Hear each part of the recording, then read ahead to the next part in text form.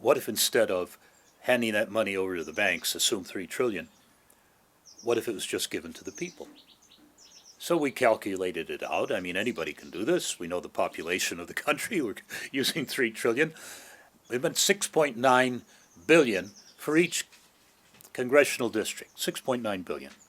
Now, what does that do? Well, 6.9 billion going into each congressional district basically guarantees re-election. So I wanted the Congress people to understand that possibility.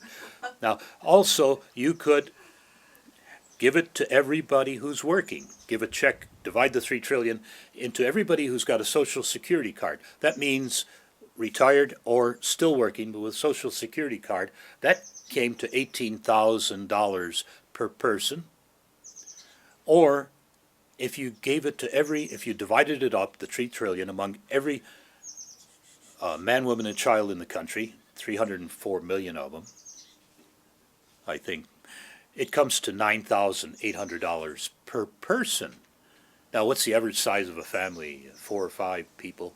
What's that? That's 45,000 per family, roughly. What would happen?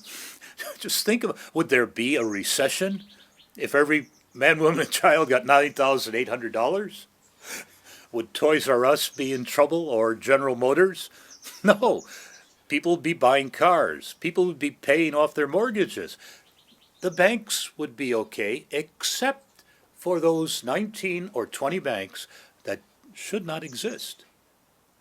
And they're the ones that made this mess. The regional banks are generally in pretty good shape. Our advice has always been, don't bail out these characters. They've given us a wonderful opportunity to take them out of business, divide up their activities and make them available to the properly functioning regional banks on extremely favorable terms, even to the point of gifts. It doesn't cost the people anything.